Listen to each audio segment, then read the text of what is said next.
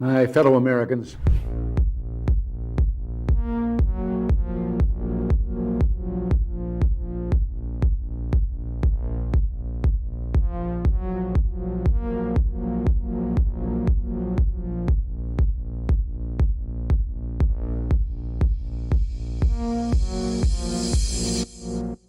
You might be wondering, why in the world is there a 30-minute countdown before the show starts? Well, we actually start live every day at 4 p.m. Eastern time, so this whole 30-minute countdown is a chance for YouTube and Rumble to send out their alerts and notifications, so we encourage you to gather up and hang out with everyone in the chat room. So every day at 4 p.m. Eastern time is when we do this show live. You can join us for the countdown if you like, or just set your clock and reminder that at 4 p.m. Eastern is when we go live. You can also make sure you subscribe and turn on that bell notification, so hopefully you will get a notification. What do you have to say about dictators of countries like Indonesia, who we sell weapons to, yet they are slaughtering people in East Timor?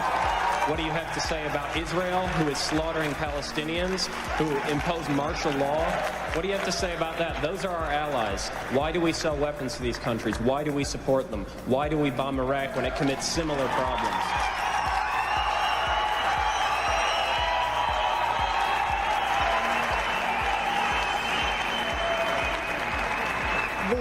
There are various examples of things that are not right in this world, and the United States is trying.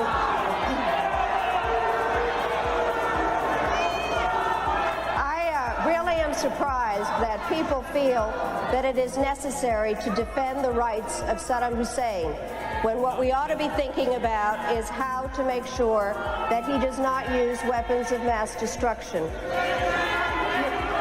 I'd like to... Who are shouting? Just a moment. I'm not defending him in the least. What I am saying is that there needs to be consistent application of U.S. foreign policy. We cannot support people who are committing the same violations because they are political allies. That is not acceptable. We cannot violate UN resolutions when it is convenient to us. You're not answering my question, Madam Albright.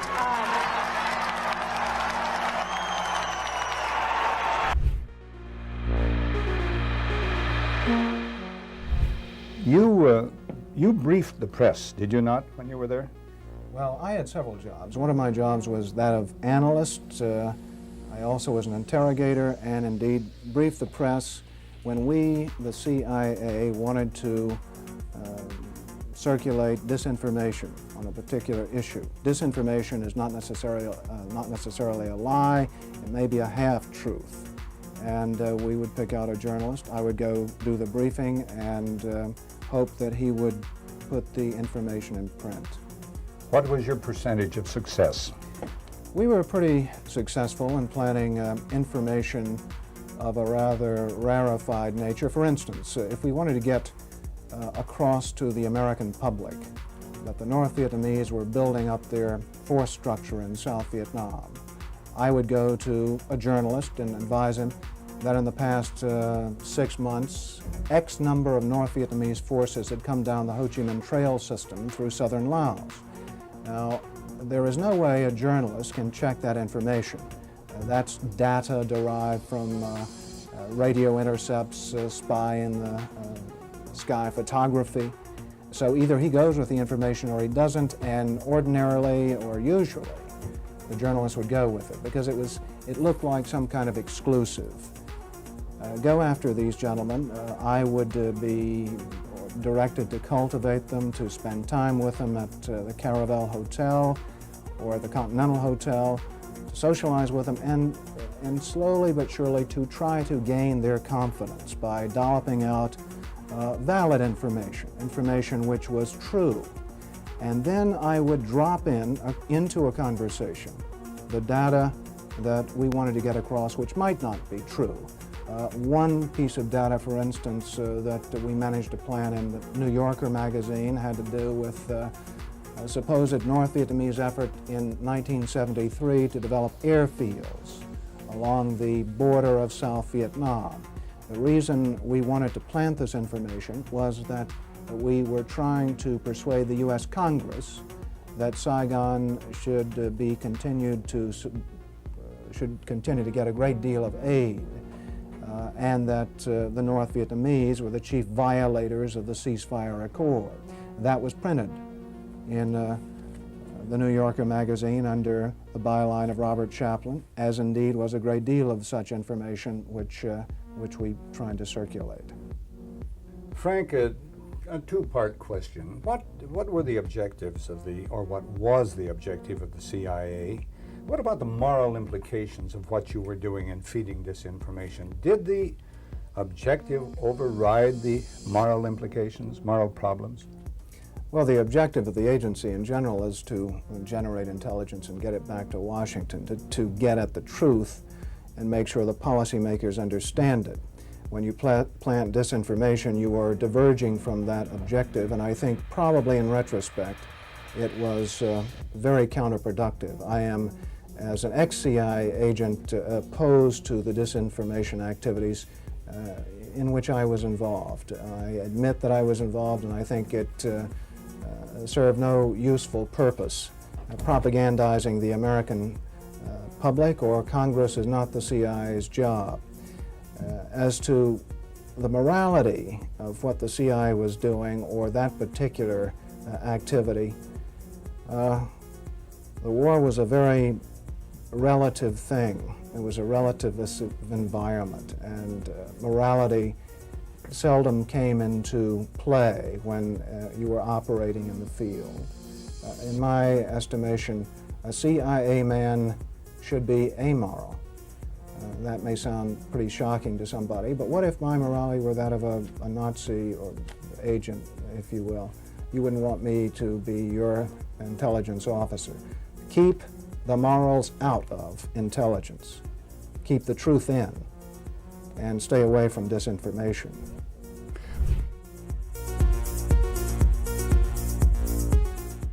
It would have been more appropriate for Mr. Trudeau, Prime Minister of Canada, to address this House according to Article 144, an article which was specifically designed to debate violations of human rights, democracy, and the rule of law, which is clearly the case with Mr. Trudeau. Then again, a Prime Minister who openly admires the Chinese basic dictatorship, who tramples on fundamental rights by persecuting and criminalizing his own citizens as terrorists just because they dared to stand up to his perverted concept of democracy, should not be allowed to speak in this House at all. Mr. Trudeau, you are a disgrace for any democracy. Please spare us your presence. Thank you. And it might sound radical, colleagues, but the answer to war is not more war, it's peace. And peace isn't delivered by the barrel of a gun, it's delivered by diplomacy, by dialogue. You can wish away your continent's history, but we share a continent with Russia. We will sit down with Russia. There will be a negotiated peace, and this organisation should be promoting it earlier rather than delaying it and making sure that more Ukrainians die. Your feigning of sympathy rings hollow. It makes me sick, to be honest with you.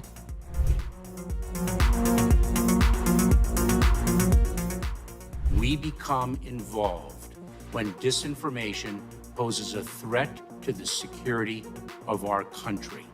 It is when there's a connectivity to a threat to our country. It could be a threat, a connectivity to violence. And what this working group does, is precisely what I would think you would want it to do, which is to take a look at the work, the disinformation work that our department has done, and ask the following questions. Do we have policies? Do we have guardrails?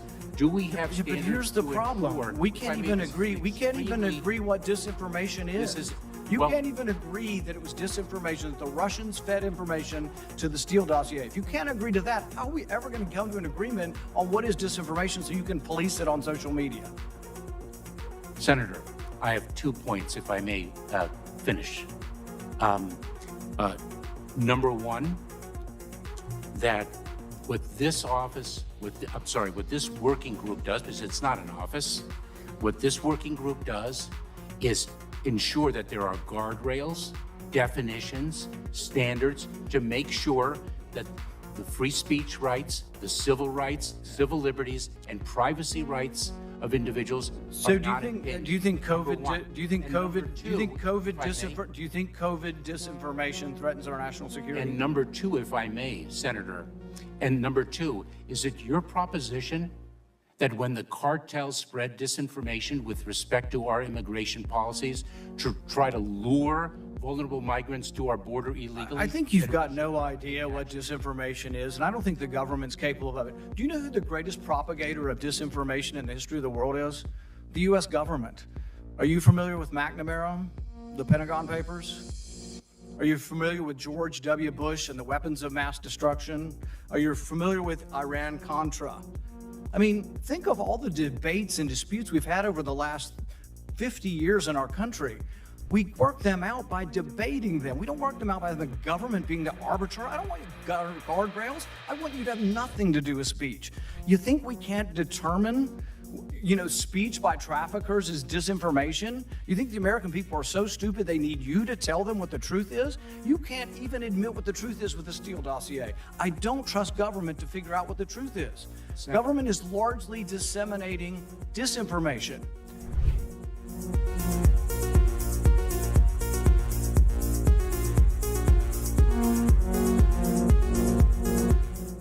You would know this as a bit of an aside, but in terms of how you think about problem sets, when I was a cadet, what's the cadet motto at West Point?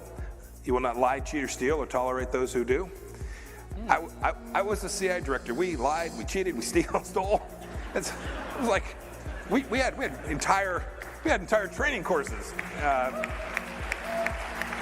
We had a good discussion on ensuring global energy security and adequate oil supplies to support global economic growth, and that will begin shortly.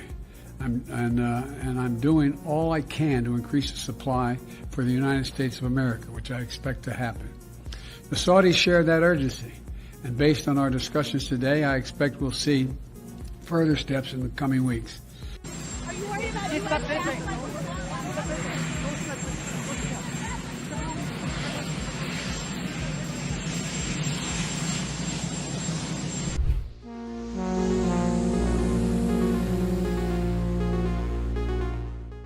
Hey everyone, just as a reminder, our show starts at 4 p.m. Eastern Time, just a few minutes from now, but I should remind you that we have a daily newsletter. It's totally free. Natalie and I work very hard on it every morning over a cup of coffee, putting the stories together that we think are important that the mainstream media is going to ignore. All you need to do is go to our website. It's just redacted.inc. Put in your email address. We won't ever sell your email to anybody. And then you'll receive a welcome email. And all you need to do is verify that email, and 7 a.m. Eastern Time is when we send out our daily newsletter. And it's about 5 or 10 minutes in length that you can read it over your cup of coffee. And like I said, we cover 4 or 5 of the big stories of the day, plus a couple of things you might have missed while you were sleeping. We try to have some fun with it, add a little humor into it.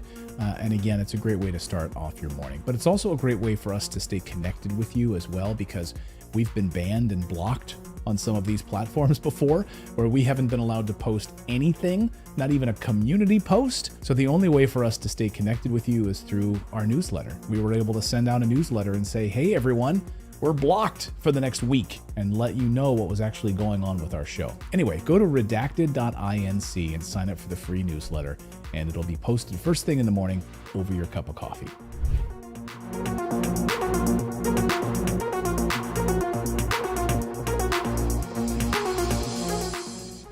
One of the hopeful things that I've discovered is that nearly every war that has started in the past 50 years has been a result of media lies. The media could have stopped it if they had searched deep enough. If they hadn't reprinted government propaganda, they could have stopped it. But what does that mean? Well, that means basically populations don't like wars. And populations have to be fooled into wars. Populations don't willingly and with open eyes go into a war.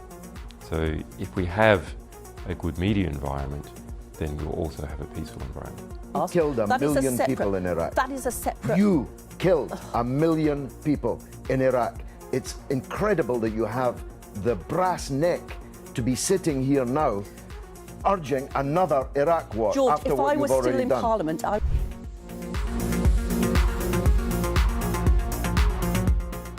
There can be no doubt that Saddam Hussein has biological weapons and the capability to rapidly produce more, many more.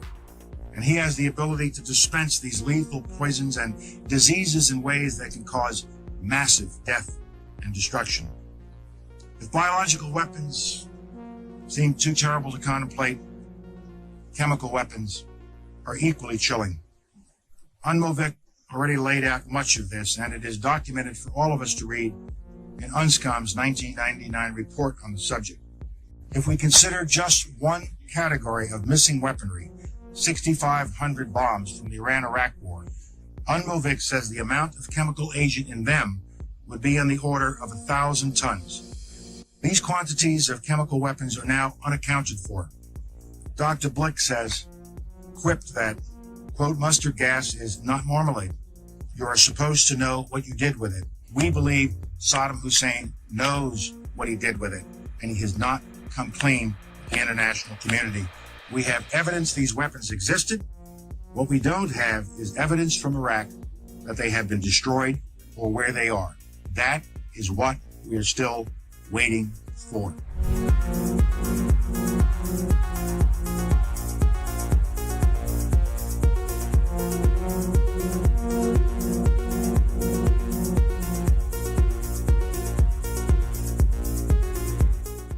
Okay, inspection worth doing, everybody's agreed it's worth doing, and it gets stopped. Yes, sir. At that moment, we're an automatic pilot as far as you're concerned. Period. No ifs, ands, or buts. Now, I respect that. But now, it seems to me the Secretary of State might have a slightly different problem. Secretary of State might be sitting there and saying, now look over there on that side. Now, I remember so-and-so and so-and-so and so-and-so, and the 12 people on this side, they're all the ones that said they didn't want to use force. Now, I'm going to have to go tell the president now that we should, or Secretary Cohen, unleash whatever it takes to get it done. And our military assessment is the same as the majors. The majors' assessment is, privately held but publicly acknowledged later, that airstrikes alone aren't going to do this. Saddam's not going to cave on this. So, now here's the deal. I recommended the president have at it and let the chips fall where they may. A reasonable position for the Secretary of Defense, the Secretary of State to take. But I respectfully suggest, Major, I respectfully suggest they have a responsibility slightly above your pay grade. Slightly above your pay grade.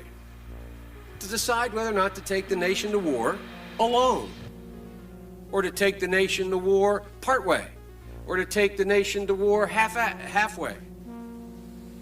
That's a real tough decision. That's why they get paid the big bucks. That's why they get the limos and you don't. I mean this sincerely. I'm not trying to be flip, because I think, and that's why I said at the outset, the reason why I'm glad you did what you did, we should come to our milk. We should make a decision. But in terms of whether the Secretary of State has no more to consider than you do as the arms inspector, you didn't get in, didn't get my job done, get me in. It's not how it works. Now, maybe it should work that way. But wouldn't you acknowledge that if you were President of the United States or the Secretary of State, you'd sit there and say, now, okay, old Scotty boy didn't get in. We said he should get in. We want him to get in. It's important that he does get in. They're not going to let him in, so what are we going to do now? We know that France and Russia aren't going to be with us. We're quite confident China's not. We've already run those traps. They're not there. We're not sure where the United States Senate is, but have at it, boys. Go get them. And by the way, Scott and the boys say air power's not enough. I think it's a legitimate debate, Scott, Major. I think it's a legitimate debate. But I don't think we should be putting it in the context of, you have somebody up there at state saying, look, how can we weasel out of this agreement? We want to let this guy out there hanging. We're not this. It's a very practical political decision. Same kind of decision General Powell made. Same kind of decision President Bush made. Every president, every Secretary of State has to do it. Like I said, they get paid more than you. Their job's a hell of a lot more complicated than yours. They may have made the wrong decision, and you brought it to light. We should address it. We should say straight up where we are, and we should do it. And for that, I thank you. But it's above your pay grade.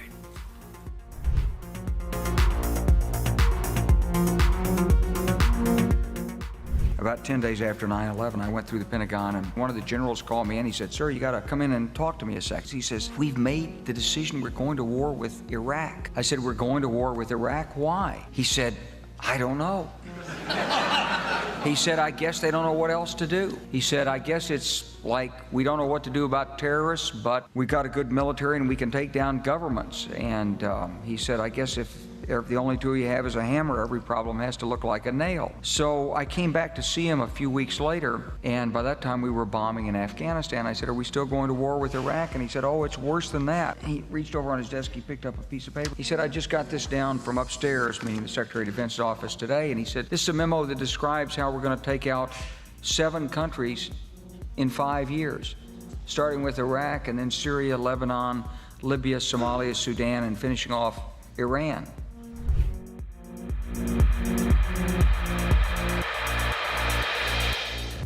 Hey everyone, Clayton here. The show is going to start at 4 p.m. Eastern Time. I should remind you that we have a VIP community. It's our Redacted Rebel VIP community. Now, this show is totally free, what you're watching right now, right? You can subscribe here on YouTube and Rumble, totally free. But if you'd like to support independent journalism, we are run by you. Without you guys, we wouldn't be able to do this show. We wouldn't be able to hire the team that we have. We wouldn't be able to afford the servers that we have. We wouldn't be able to afford the reporters that we have, the team that we have.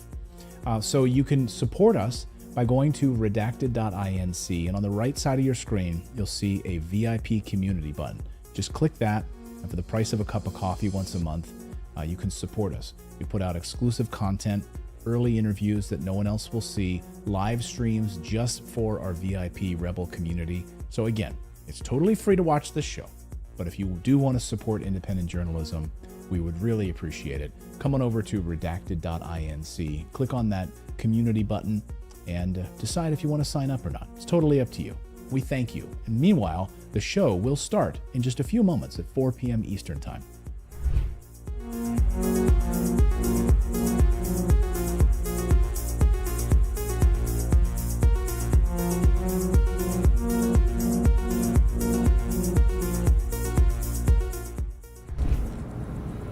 Well, one of the 4 principal functions of the CIA is to gather intelligence and ideally forward it to the president, the users of information, the policymakers, as they say. There are other functions, however, some of them more legitimate than others. One is to run secret wars, the covert action that's written and talked about so much, like what's happening in Nicaragua today from Honduras.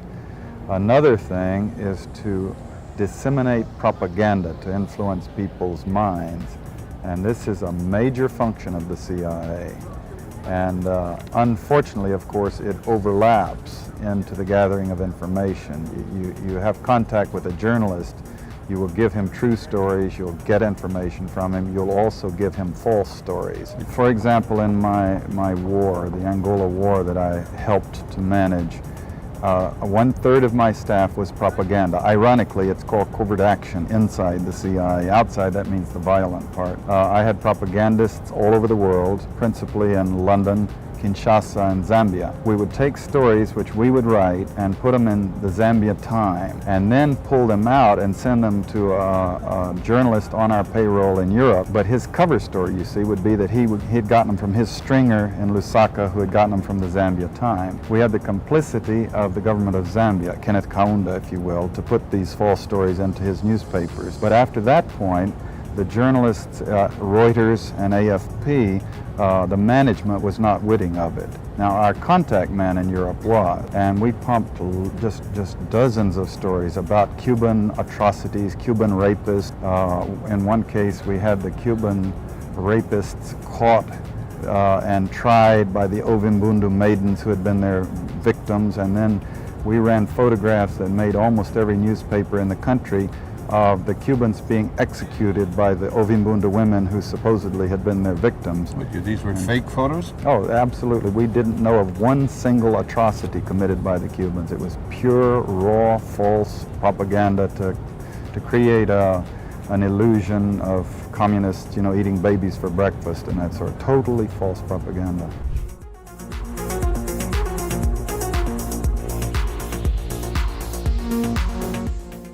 The only reason that I'm allowed to ask you this question is because today the federal court ruled that the government doesn't have the right to determine who is or is not a journalist. This is the second election in a row that the court had to overturn your government. Do you still insist on being able to make that decision, and why?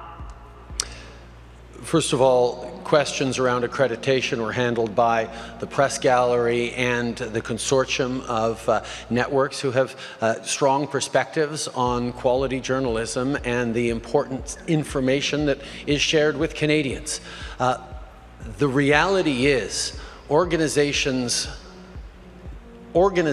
like yours that continue to spread misinformation and disinformation on the science around vaccines, around how we're going to actually get through this pandemic and be there for each other and keep our kids safe, is part of why we're seeing such unfortunate anger and lack of understanding of basic science. And quite frankly, I won't call it a media organization, your group of individuals need to take accountability for some of the polarization that we're seeing in this country. And I think Canadians are cluing into the fact that there is a really important decision we take about the kind of country we want to see. And I salute all extraordinary, hardworking journalists that put science and facts at the heart of what they do and ask me tough questions every day, but make sure that they are educating and informing Canadians from a broad range of perspectives, which is the last thing that you guys do.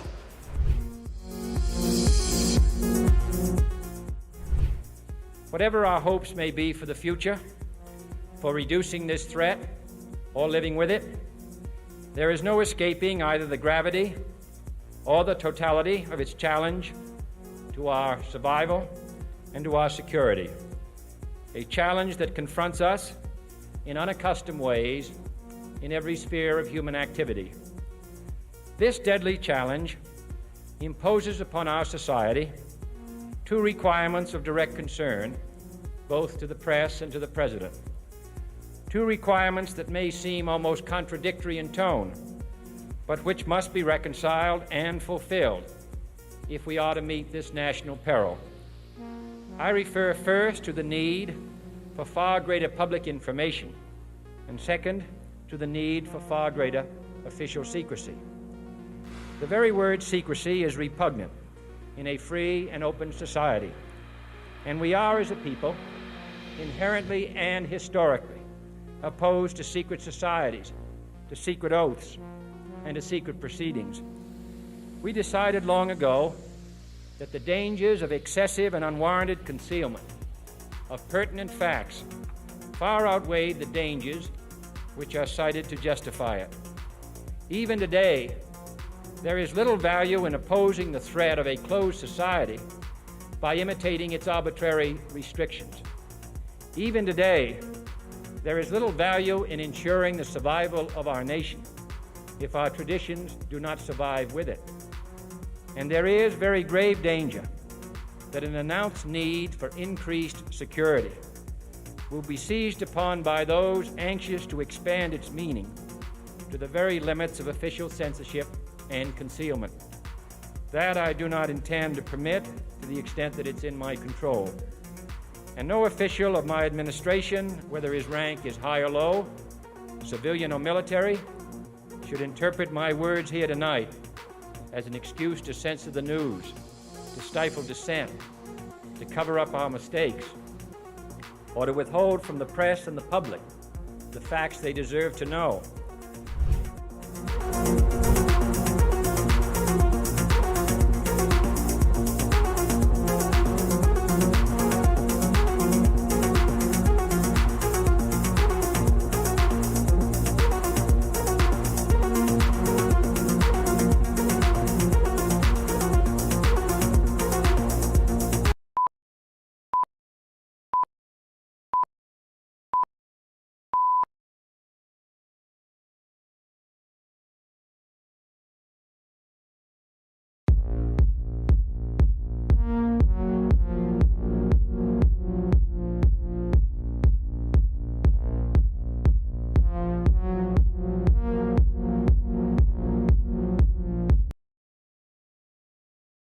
Into Redacted on this Monday. I'm Clayton Morris.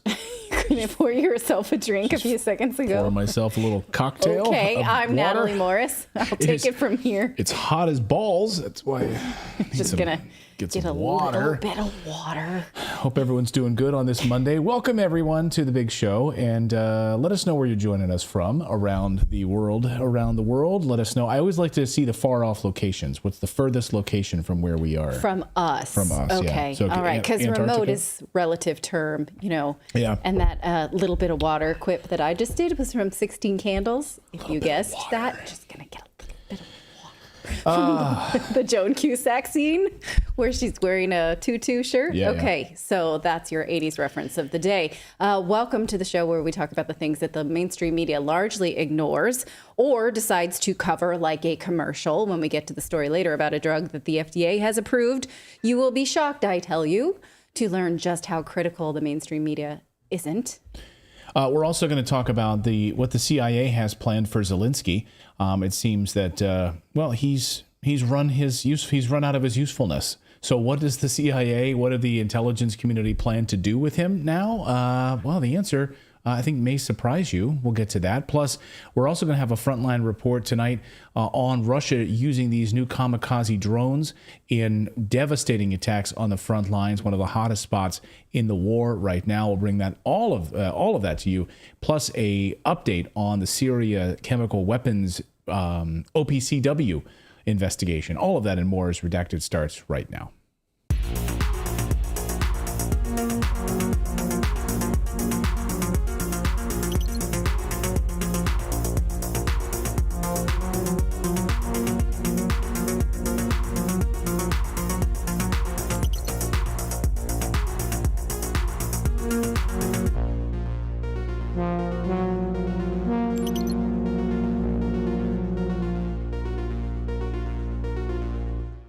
Hello, Bohan from Serbia. We've got a lot of folks from Serbia watching tonight. Good to see all of you. Henny Lowe is from South Africa. Good to see you watching us tonight. Steele Hayes in Vancouver Island. Beautiful Vancouver. What else do we got here? More South Africa. We got a lot of South Africans in the house tonight. Good to see all of you. Namibia, that's right. Molly, thank you for joining us. Welcome to your Monday. Hope your week got off to a good start. I think I have to sneeze. Okay. Well, you know who's outside, like literally in a field right now? I think he's like, he looks like he's going to like lead us on an expedition. Like he's a ranger. I'm in my garden. Look at beautiful. that. That is a beautiful backdrop. Beautiful backdrop. Thank you. Yeah, you can hear our kids in the background here playing. You can hear, if you hear baseball, if you hear a clink of an aluminum bat. Yeah. That's our kids Our playing kids are outside playing baseball right now. So but it is hot. Is it hot where you guys are? You're up in Alaska, right? I'm in Washington State. Yeah, I'm in Washington State, just north of Oregon, and it is 78 degrees right now at 1 o'clock. So it's been hitting high 80s. So it's been pretty warm, but there's not much humidity here, so that makes it so it's not too bad. Yeah, everyone's fleeing right now, like Europe, people in Greece and Italy. It's just so stinking hot, so everyone's trying to just, I don't know, beat the heat right now. Anyway, we have a daily newsletter that all of you should subscribe to. It's totally free, and it is the best newsletter in the world. I'm going to say that unequivocally. In fact, I just saw someone in the chat saying, thank you so much for my daily newsletter. I love it. Well, thank you, because it's fantastic. So all you need to do to get it is just go to redacted.inc, not .com, and you just put in your email address, and then you will receive a welcome email. Now, it may wind up in your spam folder, or Gmail labels us dangerous. So if you're on Gmail, Google labels our newsletter dangerous because we tell the truth. So you might find it in one of those folders, then just drag it to your inbox and confirm that you want to receive the newsletter tomorrow morning. And then tomorrow morning, Tuesday morning, you will receive the newsletter first thing in your inbox about 7 in the morning. That's when Natalie and I get it published usually. We both write it, and we spend a lot of time working on it, covering like about 4 or 5 of the big stories, kind of catch you up on things you might have missed overnight. It's a great way to start your day, and it's totally free. Plus, it's a great way for us to stay connected because these internet censorship platforms love to block and ban us all, you know. Anyway, go to redacted.inc, grab that newsletter, and sign up today. Again, all you need to do is go to redacted.inc is the place to go. Again, redacted.inc. Is the place to go and grab that newsletter, is the place to grab it. Yeah, redacted.inc. All right. So, I don't know. Can you guys hear me? Grim, are you good? Okay. All right. So, yeah, I just want to put up a full screen here just to remind people how they can get to the newsletter if they'd like to. All you need to do is just go back to the newsletter there. Is go to redacted.inc is the place to go. So they're on you, because a lot of people say, is it .com? And they wonder they can't find the freaking website. They're like, I've been looking for your website. No, it's .inc. Again, one more time. It's redacted.inc.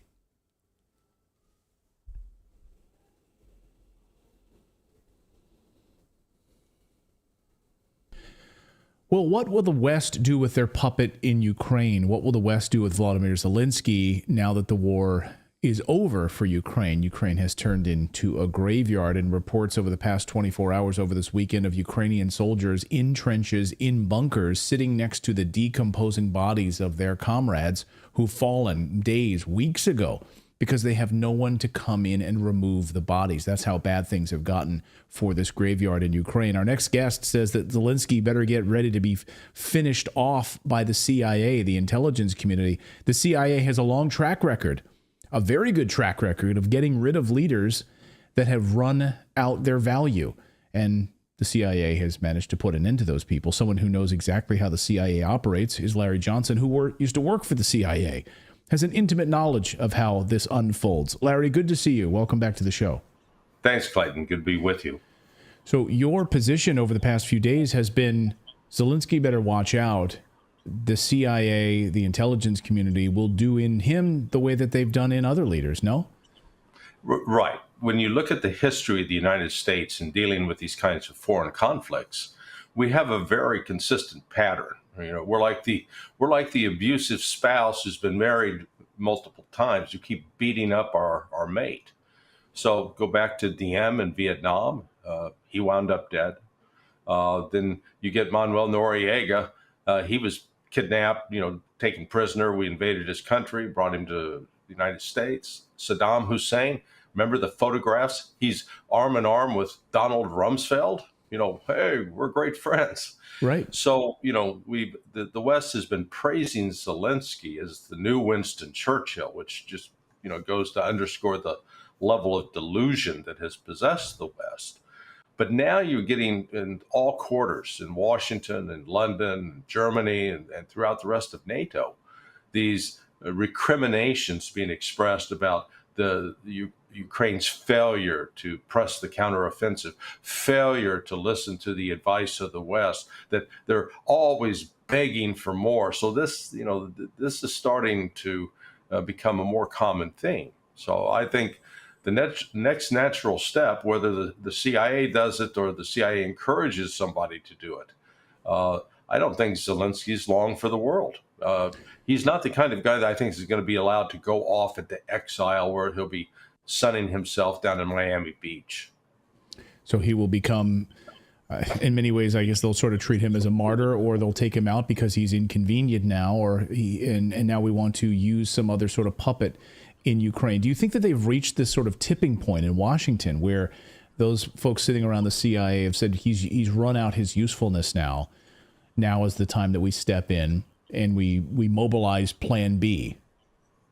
I don't think we're there quite yet because, you've had Victoria Nuland elevated to the #2 position in State Department as the Deputy Secretary of State.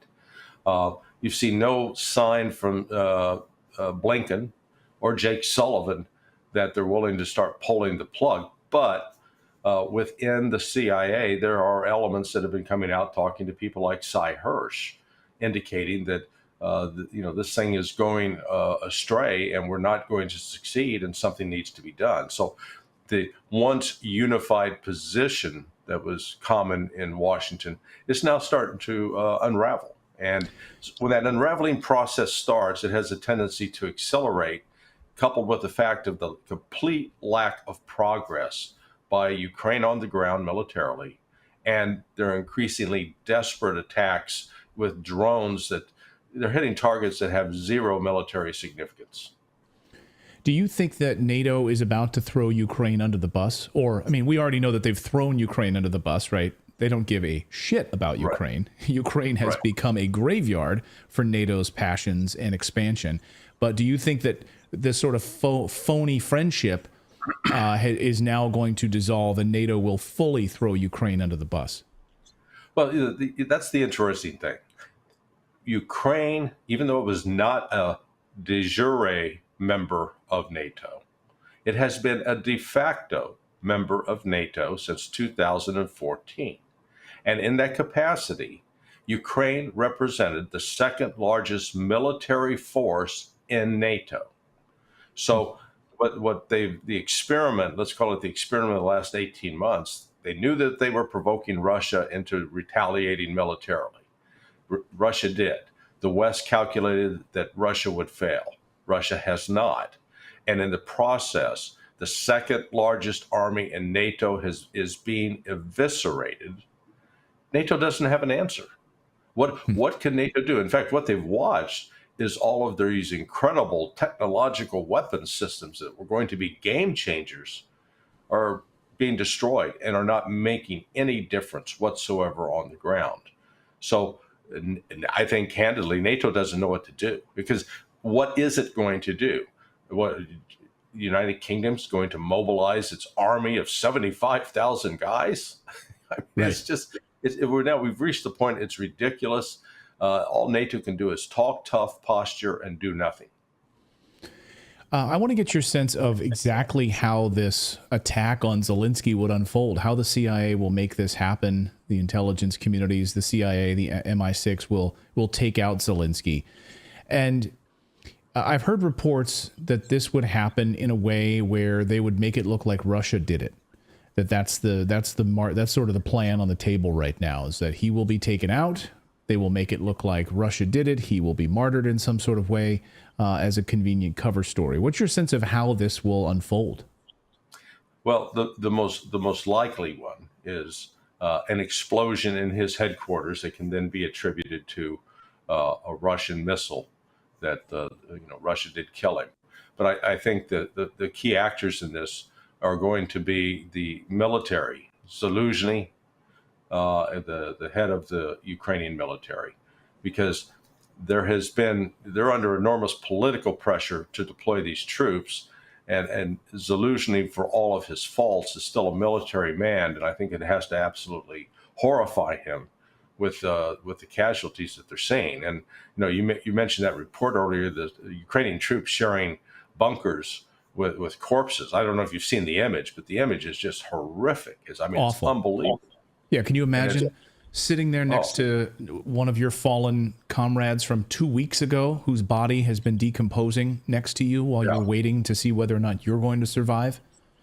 Yeah, that type of death has a very tangible presence as far as, it affects all of your senses, and it's just, and yet here these guys are. So I mean, it shows you the depths to which they've fallen. And Ukraine now, they don't have any viable path forward. They can throw as many men as they want at these defensive lines the Russians have erected, but they have no way of breaking through because they lack the essentials of air power, mobile artillery, etc. I want to play now a clip for our audience and get your take on this, Larry. This is a remarkable clip from the man who's in charge of this entire theater for NATO and for the United States, and basically admitting that Russia hasn't been hindered at all in this operation. Undersea capabilities, air capabilities, they haven't been degraded at all. So all of what we've been hearing from the West has been an utter lie. Watch it right from the horse's mouth. First of all, sir, if I could, I'd like to underline your comment about the specificity of the degradation of the Russian forces. Much of the Russian military has not been affected negatively by this conflict. One of those forces is their undersea forces. It's hard to talk in public, as you well know, sir, about undersea warfare and our efforts in that regard. But I can say that the Russians are more active than we've seen them in years, and their patrols into the Atlantic and throughout the Atlantic are at a high level. Most of the time, at a higher level than we've seen in years. And this is, as you pointed out, despite all of the efforts that they're undertaking. So, Larry, he once again doubled down on this. This is, of course, testimony at the House Oversight Committee on specifically what's going on with Russian forces. And we've been hearing from the West. But you hear, I mean, NATO is absolutely losing this, and Russia has not been degraded at all. Right. Well, and notice the narrative, the meme has shifted from Ukraine's defeating Russia to Ukraine is degrading Russia to, geez, Ukraine's not even degrading Russia. And what they're talking about in there is Russia's robust submarine force. Only two countries in the world with capable nuclear submarines are Russia and the United States. And Russia has actually probably risen to a level that surpasses the U.S. capability, because they've deployed a drone submarine capable of launching nuclear missiles on the United States, and the United States has no way to prevent that or to counter that threat. And within this, as we've seen over the last 18 months, Russia did underestimate or miscalculate the will of the West to try to throw everything in to support Ukraine, and had not ramped up its military production. But that has changed. It is now operating on all cylinders. It's producing everything from tanks to hypersonic missiles to conventional missiles to artillery shells to helmets and uniforms, everything that the Army needs. It has increased its manpower beyond its reserves. It's brought in new active duty. It's got the luxury of being able to train people. Everything that I've just said, Ukraine does not have. And NATO cannot supply. NATO can't make up the gap. So that's what the General Cavoli is, at least he has the common sense to acknowledge that reality, because everybody else has been pretending that the Russians are inept and incapable. I want to talk, before I get you out of here, about Africa and, of course, the protests and, I mean, Africa on the rise, the kicking out of the Imperial West throughout Africa.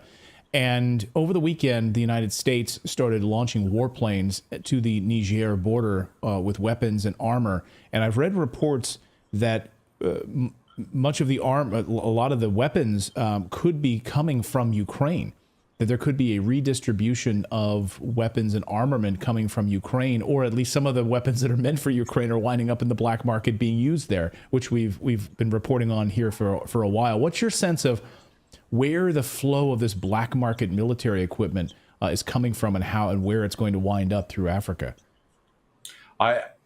If I could go to a London bookie and they could allow you to place a bet, I think we're going to see some of these shoulder-fired surface-to-air missiles that were sent to Ukraine to attack Russians are going to wind up being used against U.S. and French military forces by the armies of Burkina Faso, Niger, and Mali.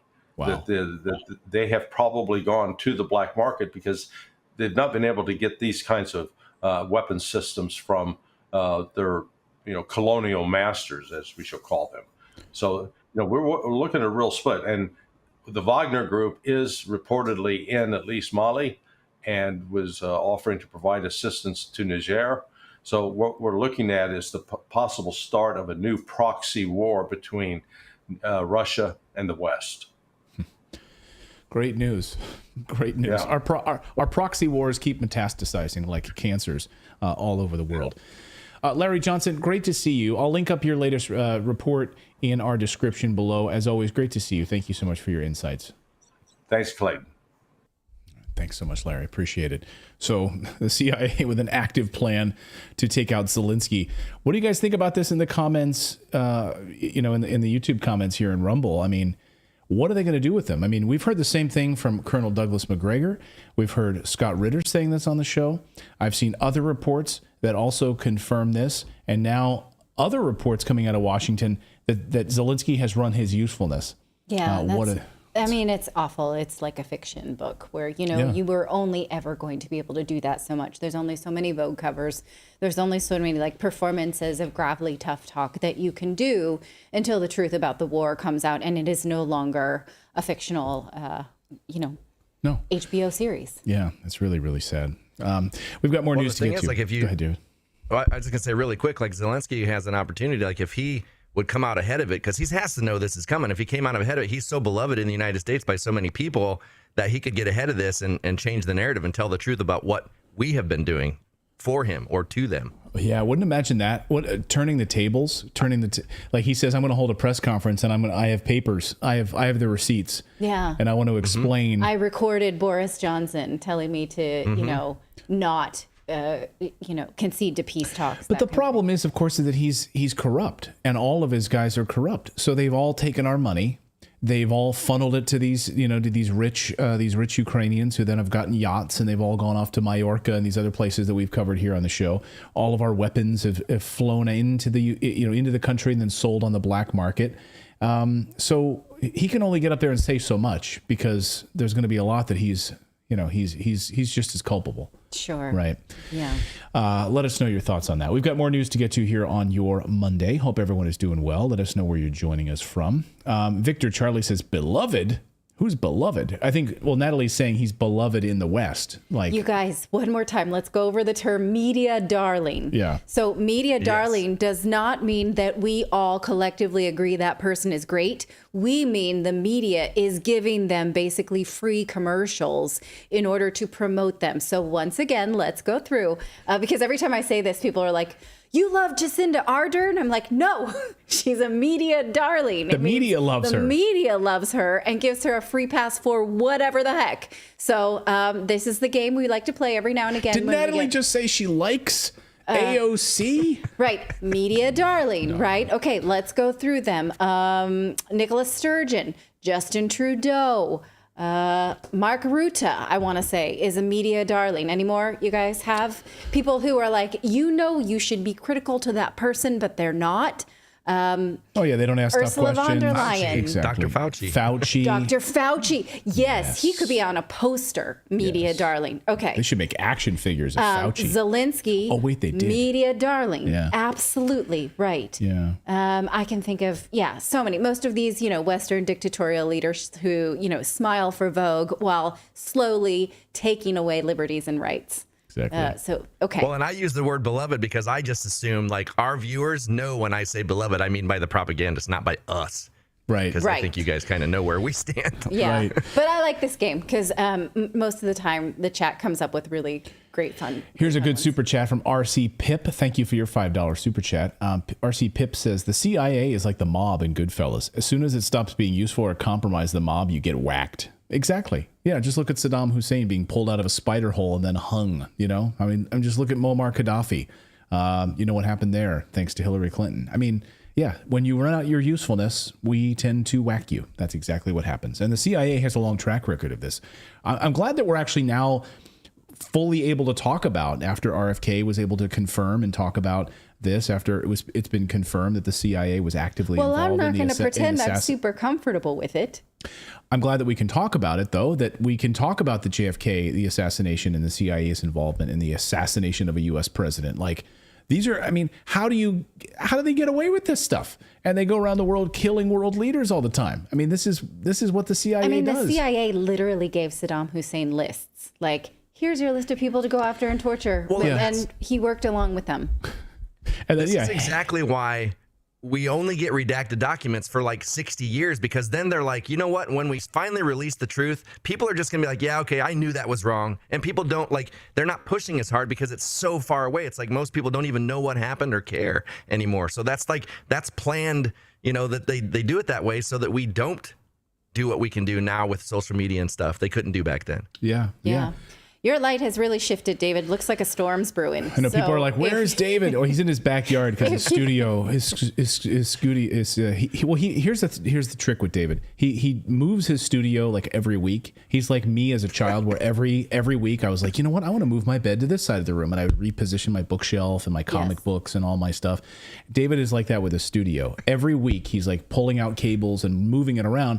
And then he screws it up so much that now it's gotten so bad that he has to leave the house and go into the backyard because his studio won't work. He's got a vision. I'm sure his vision's amazing. I have a vision. Okay, all right. I'm here for it. This is why I love you, because we're very similar in that way. I'm like, he's like our Matt Lauer, except I don't think he's touching any ladies because I'm the only lady on this show. So he's not sexually abusing anybody who works for us. So Could you think of a better person? He's like our Matt Lauer, except. Not a pervert. Whereas like Where in the World? Oh, Where in the World. Remember? Okay. Where in the World is Matt Lauer? I just thought, anyway. All right. We've got more news to get to here on this Monday. It's been a long weekend and we wanted to be able to talk to you. So we're glad we're here and be able to have some fun with you guys on this Monday, despite the shitty news. We're going to talk about, today is a bombshell day actually, because we now have the newly released Berlin Group 21 report on Syria and the chemical gas cover-up, the now debunked chemical gas attack in Syria. And we have the man, Dr. Piers Robinson, who's going to be joining us here on the show with this new report just released today. And Brazil got their hands on this report, and Brazil now says, hey, wait a second, we need to look into this. And this could literally open up the door for a full-scale investigation into the lies that the Obama administration has told about what happened in Syria. So we'll get to that and so much more. But first, we want to tell you about our friends over at Private Internet Access, because if you're searching around for things to watch and you've exhausted all the things you find interesting on your American television or wherever you are, you can use a private internet access, a VPN, and you can stream into other places where you might find other more interesting content. Let's say things in another country, things in another language, things with subtitles that maybe you can watch dubbed.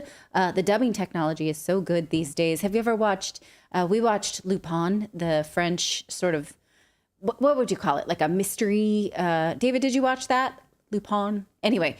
No, I have not. I've never even heard of it. Oh, it's so good. It's so good. And we actually watched it with subtitles, but you can watch it dubbed and it's just as good. You can't really tell. The dubbing technology is amazing these days. So that's something you could watch in a different country. You could watch my favorite little Korean show called The Extraordinary Attorney Woo. That is a feel-good show, no woke agenda. It is just like lovely and fun to watch. So try that. Anything you want, really, because if you get private internet access, you can watch whatever you want in whatever country you want. And over 30 million people have signed up for them. So again, it's Private Internet Access is a leading VPN provider that works with all major streaming services, so you can access more content than ever before in the world. All you need to do is connect to a server and you're good to go. And it's all really easy since Private Internet Access offers fast service in over 80 countries in every US state. Plus, this VPN is super friendly and user friendly.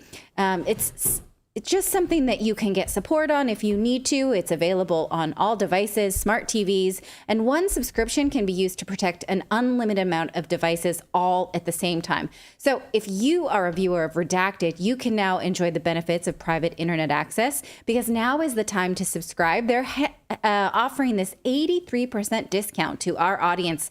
Go to piavpn.com/redacted. One more time, that's piavpn.com/redacted for 83% off. So that's just $2.03 a month. And you'll also get 4 extra months completely free. But you have to use our landing page. It's piavpn.com/redacted for a truly private digital life. One last time, that's piavpn.com/redacted. Well, now to a story that the mainstream media continues to lie about. That's Syria and the now debunked chemical weapons attack in the city of Douma in April of 2018. A BS chemical weapons attack that the United States continues to use as propaganda from the White House podium to destroy Syria, to overthrow the Assad government. And today is a landmark day. The Berlin Group 21 has released their new 2-year-long review of the OPCW's investigation. And joining me now is Dr. Piers Robinson, co-director for the Organization for Propaganda Studies. He's been highlighting the problems with the OPCW's investigation for years and helping to debunk this alleged chemical weapons attack, and worked closely with the Berlin Group 21. Dr. Robinson, great to have you back on the show. Is it wrong for me to say today is a big day, a sort of a summation of 2 years of research?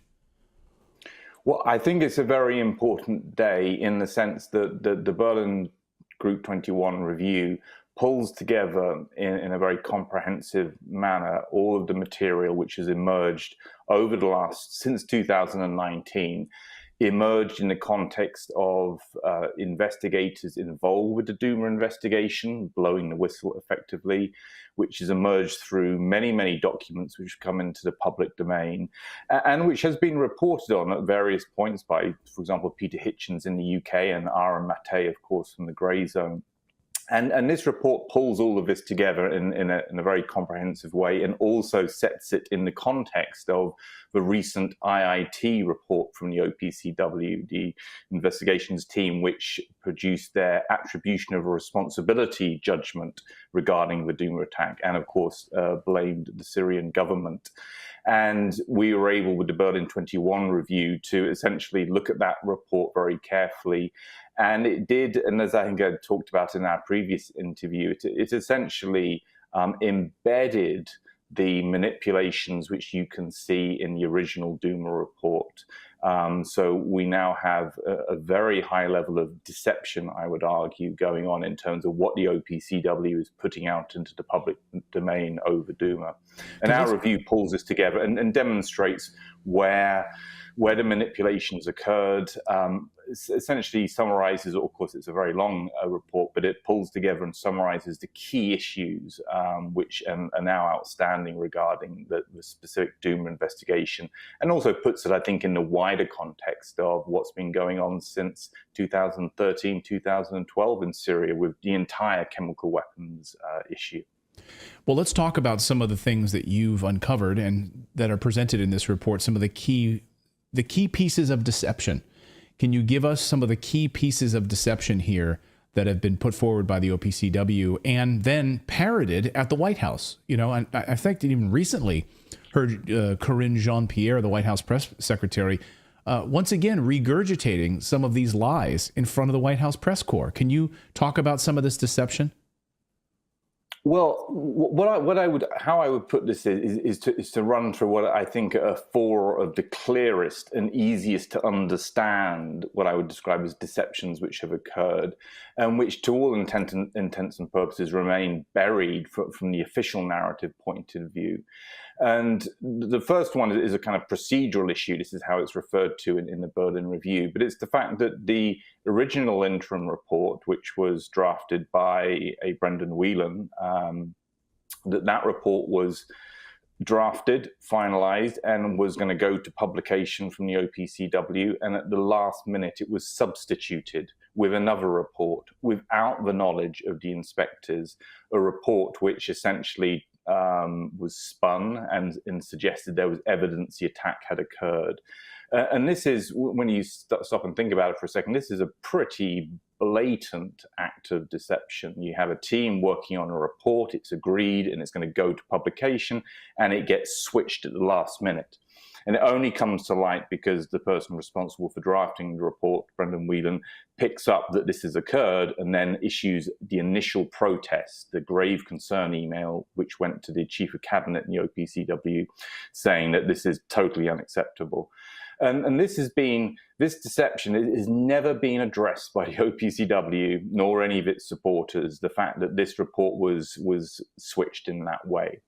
So that's a very major issue, and that really goes back to the very start of this in terms of the emergence of controversy within the OPCW.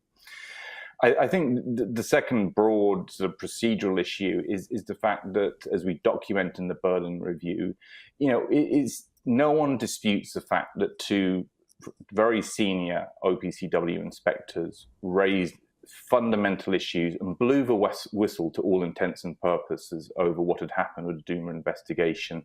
And all that has happened over the years is that they have been sidelined, smeared. Anyone supporting them has been subjected to smears and attacked, discounted as disinformation, etc. And so when you have a situation where two very experienced, very senior people within an organization raise these concerns, it's to any outsider, it's obvious that the organization should take seriously what they have said and essentially respond to the calls for, right, we need to get everybody on the team sat down and go through this information and the evidence again. And it's never happened. The story, for those of your viewers who are familiar with it, will know that they've simply been shut down and smeared for years now. So that's a pretty major issue and deception, I think, in this case. I think one thing I just want to say, I want to let you continue on the pieces or the omissions from this report, the OPCW report, the deceptions here. But I think it's an important point. This is something that Aaron Mate speaks about regularly, which is the initial OPCW investigation did a great job, actually, did it not? And then it was the subsequent whitewashing of it and the diminishment of it that became the problem. The initial people that actually worked on it, some of the initial investigators, did a great job. Did they not? Yeah, I think how you describe it and how Aaron describes it is accurate. The team who put together and the drafting of the original interim report was objective and accurate. And what did it find? Went through. What it found was that essentially there were a series of significant inconsistencies, okay, in the evidence. There were question marks, which we'll come to in a minute. And the report accurately relayed these inconsistencies. And then at the end of the report said, look, there are two possibilities here. One is the attack as alleged, or the possibility that something else has occurred here. So saying that there are two possibilities which we do not know the answer to yet, and we need to do more research in order to establish that. And that was a pretty accurate reflection of the facts as they had them. How the report was doctored and spun was to suggest essentially the attack had occurred, and all of the issues and inconsistencies in the evidence were effectively, very dramatically whitewashed out of the redacted interim report. So yes, the team had done a good job, but their intervention at a critical stage and, as it were, manipulated and spun in order to reach the conclusion that obviously the French, British and American governments were eager to see out in the public domain, especially given the fact that they had attacked Syria 1 week after the events in Duma in retaliation. So a lot of incentive on their part for to ensure that the OPCW came out with the right result and so on. Right. But they had done a good job, yes, and it was. Yeah. Using this as cover to carry out attacks and try to destabilize this government. It is worth noting, we've had Kevork Almasian on the show a number of times, a friend of the show, great journalist from Syria, who points out that in 2011, Syria was listed as one of the safest countries in the entire world. One in the entire world. It was until Western meddling involved itself in destabilizing this country. So just so people have a broader understanding of how safe and beautiful this country is and was, it's just incredibly disheartening to see what the West has done here. And it's incumbent upon us to really get this story out. I'll get you out of here on this, Doctor, which is, can you continue just explaining some of the deceit or the convenient omissions that the Berlin 21 group found as it relates to this OPCW report? Well, two of the obvious or easy to understand issues which are persisting, even with the latest IIT report. One is that the question mark over the cylinders and the damage you see on the cylinders and the damage you see on the roofs in the two buildings, that they're not compatible. And the OPCW has been unable to present any evidence which shows that they are compatible. But they're fudged at, and they continue to fudge it, probably because they can't show it, because the damage on the cylinders is not compatible with the ceiling. So that's something which you can see persisting through, and it's obvious from the visual imagery you can see in the review, for example, that the damage is not compatible. The second major issue is the suppression of the original toxicology report, which concluded with input from expert toxicologists that the deceased in Duma were not killed by chlorine gas, as was alleged, that something else had happened. And they continue to fudge on that issue as well, quite obviously in the IIT report, where they don't resolve any of the problems that those toxicologists originally raised. In fact, their account is essentially censored or buried come the IIT report. So you've got an alleged incident where cylinders aren't compatible with the damage on the roofs, and you have the 43 dead people who were not killed by chlorine gas, and so on. And these are the major, I think, sort of scientific issues which need to get engaged with, because obviously they point to something else having happened in this case. You have a long history, of course. You're co-director for the Organization for Propaganda Studies. And I said I was going to get you out of here on the last question, but I'll get you out of here on this. Perhaps maybe no one knows more about propaganda in the world maybe than you, and can help us understand this. So I think it's important, right? This happens. This incident happens. The West creates this sort of cover story, uses it as cover to go in and basically attack and destroy Syria, and cover up the actual toxicology, cover up actually what happened, perhaps placed these cylinders there to look like a chemical attack. It's now been widely debunked.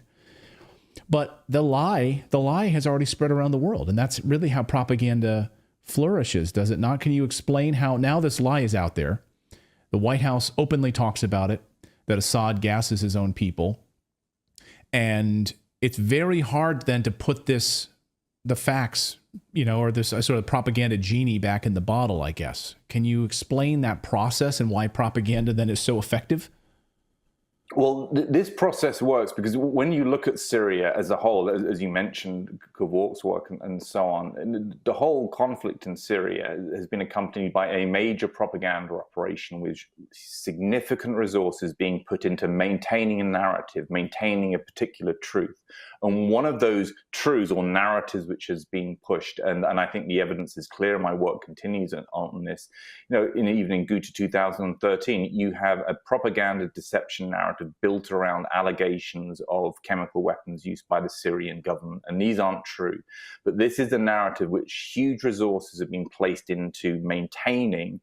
And one of the reasons it's effective is because they do put a huge amount of money and personnel and organization. And you can see it very clearly with the Duma issue. You can see that when finally cracks appear and even people within the organization start to speak out saying, look, we're being dragged along into the contrails of a Western propaganda operation, you see the scale of reaction against those people, the attacks against me, like myself and other colleagues and so on who've raised questions about this. It's all part of the propaganda, and it's effective because they've got a lot of firepower.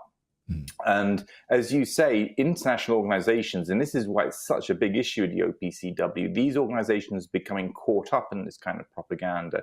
People believe these organizations, they think that they're independent and reliable, when in this case, for sure, they have become part of essentially Western foreign policy. And that, as you say, is effective. In the alternative legacy media, people are much better informed, and there's much more space, and people have seen a lot of the evidence, etc. But the legacy corporate media play along, and that makes the propaganda effective from the point of view of governments. So, I mean, in a way, that's I think the issue there. People, in a sense, think of Syria, and they're possibly not aware of the scale of the conflict in terms of Western involvement, Operation Timber Sycamore and so on, and the scale of the energy and effort put into maintaining the narrative. But as with all narratives in wartime, they're vulnerable to the truth.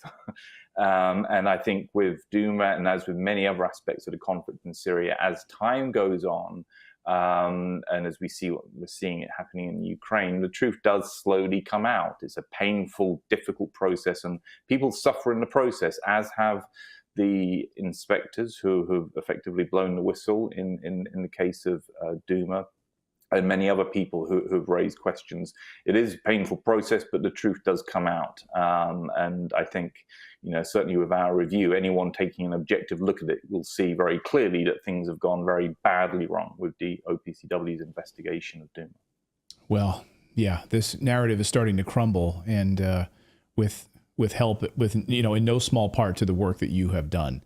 So thank you for the incredible work that you've done, and the Berlin 21 group as well. We're going to have that report linked up in our show description. I encourage our audience to go and read it and share it all over social media and get this message out about this. I had a friend, a former FBI agent, tell me that when they wanted to get propaganda out into the media, they would go to the legacy media, they would go to the New York Times to leak these stories, they would go to the Washington Post to leak these stories. Those were the first steps in trying to get out propaganda. So when you read legacy media reports about this stuff, always remember where this stuff comes from. Very, very important. So thank you for sharing it here with independent media on Redacted.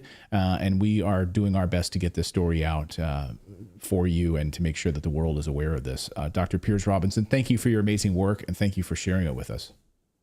Thank you, Clayton. And if you just think about, thanks to the doctor, the Obama administration, like pushing this narrative and then launching deadly airstrikes that killed thousands of civilians. Yes, and right? continue to do so. And continue to do so. Like, if you're not bothered by this, then your head is not screwed on right. Yeah. Like the United States of America gets up at the freaking podium inside the White House press briefing and tells you this lie about what happened there, and then uses it as cover to go in and destabilize and take over a country and kill civilians.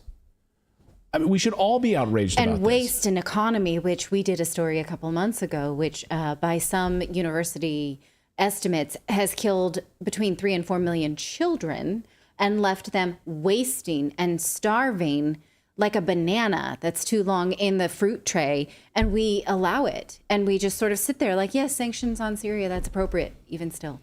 Yeah. So, yes, these things have a reverberation that are continuing to have a deleterious effect on families. Yeah, and I'm sorry, like this type of story, it might not have the bells and whistles and the flashiness of other news stories that you might see on CNN in a 3-minute segment, and to get into like the nuance of a report from Dr. Piers Robinson is incredibly important. And no one is going to cover this story, just a few independent journalists. And it's so important that we get out the propaganda that is used to lead us into these proxy wars, whether it's Ukraine, whether it's Syria. You're watching it unfold right now in Niger, by the way. Like, you're going to see it from the White House podium today, tomorrow, over the next few days about the terrorists in Niger and how we need to send weapons and troops into Niger to take over. Again, the lies and the propaganda. Well, And which coups are that's good the thing. coups and which coups are bad coups? Like, this is not like the Maidan coup. Yeah. This is a bad coup. This is a different one. Right? Yeah. Different thing altogether. Is it maybe because the color of their skin or because of financial interests? This is a story that, happening right before our very eyes. Yeah, and we've been decide covering how we feel about it based on where's our personal interest. We've been covering the Syria story for years on this show. This is not new, but this major event today, this review coming out today is new, and it could open the doors for a massive investigation, which we're very excited about. David, go ahead. Yeah, I was just going to say, like, that's one of the most frustrating things for me is like having conversations with people is most people aren't willing to go back in order to move forward. It's like they want to know, like, what's the news that's happening right now? I don't care about all this that's happened, but we can never go forward the right way unless we go back and know what actually happened so that we can see the things that they're doing now that are the same as back then. Yeah, context. It's important. Well, that's the beauty of, like, learning your history, because you are doomed to repeat it if you don't understand it. And so it is incumbent upon reporters who are in the White House press briefing room when Corinne Jean-Pierre gets up there and starts spinning lies about Niger or other countries. These reporters can say, wait a second, the White House the Obama administration, which your president right now is a part of as vice president, lied to us about what happened in Syria. We now have the news. We now have the data on this. Are you lying to us right now? In which she'll scoff and say, I can't believe you'd ask that question. Right. I can't believe you'd be so callous as to ask a real question in a press briefing room. Anyway. I was reading an Oscar Wilde poetry book this weekend for a summer reading competition that I just have to win. And this quote stuck with me. The fact is that people have an insatiable curiosity to know everything except what is worth knowing. So, we're super interested about Kim Kardashian and all of that stuff, but like what we actually have to study, uninterested in. Not us, of course. I mean, look at our chat. Look at our comments. We have really engaged and educated audience, and we really appreciate where you guys point us in what direction. This is a community where we share information. I am not interested in what Kim Kardashian eats for breakfast. No. I am interested in rewinding the tape on these war propaganda lies that lead to other people's deaths. Well, we've got more news to get to here on your Monday. We've been busy, and we brought you some really interesting stories, particularly on the FDA fast-tracking this new postpartum depression drug, which unbelievable how the FDA is in bed with big pharmaceutical companies. In fact, today in Europe, I had a conversation with a doctor that said, I don't know what the United States is doing, but the cozy relationship between big pharma and government regulators is unbelievable. And she was explaining just the difference, between the United States and different countries and the collusion between big pharma. Anyway, we'll get to that story. Plus, Patrick Lancaster on the front lines with these kamikaze drone attacks that Russia has now just unleashed on the front lines of Ukrainian troops. We'll get there in mere moments. But first, if you are an investor looking for an easier way to trade stocks, we want to tell you about our friends over at Moomoo. And right now, until the end of August, you can get an additional bonus gift card when you sign up in Canada, specifically because it just rolled out in Canada. So you want to check them out if you're new in Canada. Redacted.inc/Moomoo is the URL that you need to go to. But for all the rest of you, it doesn't really matter where you are. You can still sign up and get up to 16 free stocks, including a Google or Tesla stock. That's right. When you open your account and make your initial deposits for a limited time, our favorite trading platform is giving you these stocks and for free, just for opening the account. Now, what's great is Moomoo doesn't charge you for all of these additional like alerts and bells and whistles that other trading platforms charge you for. Level 2 alerts, level 2 information, earnings calendar information. All of it is right there and available to you for free. So all you need to do to open your account today is go to redacted.inc/Moomoo, get up to 16 free stocks when you open your account, make your initial deposits. And remember, you don't have to do anything else with the stocks. You could open the account, make your deposits, and then never touch it again, but then you've got 16 free stocks. You can sell them, you can just wait a few years, let them go up in value, do whatever you want to do, and then you've got free money just for opening that account. So there you go, redacted.inc/Moomoo. And Oregon in the chat says, I love my new Redacted Moomoo. It fits great and it looks awesome. There you go. You can buy a Moomoo, or you can also try friends over at Moomoo. Totally up to you. Or you could do both. Or you could do both. You could go to Moomoo while wearing a Moomoo. It's very meta if you got a actual Moomoo, Yeah. Anyway, my grandma used to get us those for Christmas because we're Hawaiian. That's what you give. That's what you give? Yes. So okay. You give Moomoos? Huh? Well, she just liked to give us Moomoos a lot. So yeah, we did that. Someone in the chat said that Natalie still has an adolescent California accent, and I didn't like that comment. She very much. What does that mean? She very much tries to fight against her California. What is it? What is it called? Oh, that's called vocal fry. Vocal fry. I don't have vocal fry. Like in Californians talk like, so I'm gonna go to the mall. Anybody gonna join me? That's not really vocal fry. Well, give me a California vocal fry.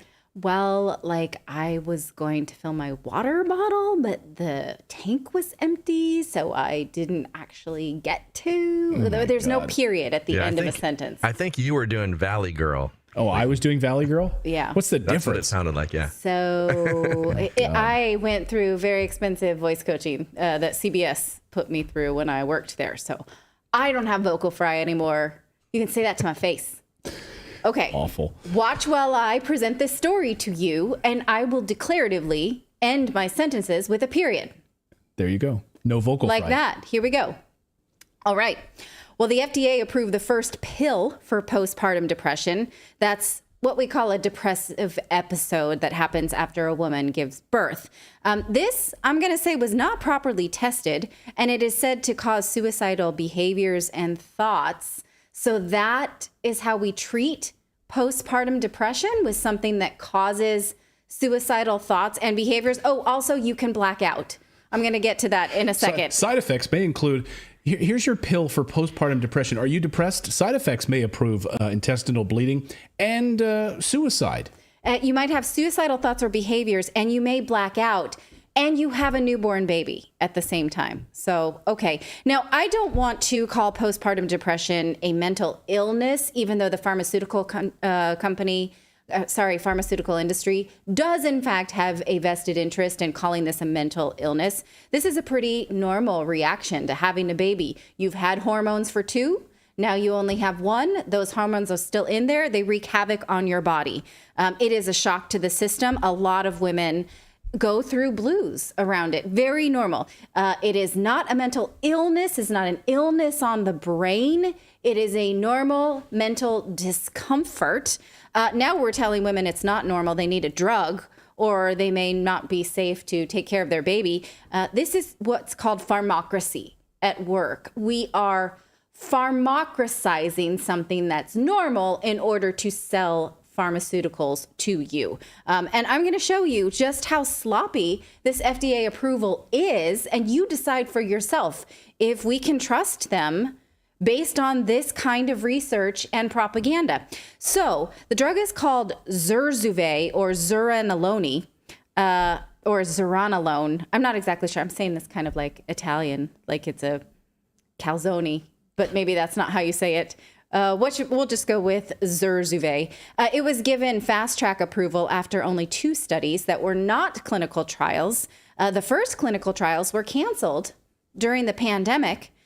So a few questions here that I just sort of jotted down, and let's go through this together. Why was this given a fast track approval? What is the urgent unmet need that needs to fast track this? Why were the trials manipulated? What is the possible hazard to new mothers? And why is the media failing to ask these questions and basically presenting this to us as a commercial? We have learned as these, to ask these questions after we got such shoddy information from the FDA during the pandemic and the opioid crisis. So now we've learned they do shady things. We have to ask tougher questions. The mainstream media is not doing this. So let's start with that media question. This weekend, CBS ran a piece about this drug, and they literally let the person who is paid by the drug maker be their expert in this piece. Watch for yourself. This is not the baby blues. That's not the transient, normal fluctuation of hormones that can affect our mood after delivery and then go away on its own. Dr. Christina Deligianidis led the study. In the past, she has worked as a paid consultant for drug makers Sage Therapeutics and Biogen, which developed zuranolone.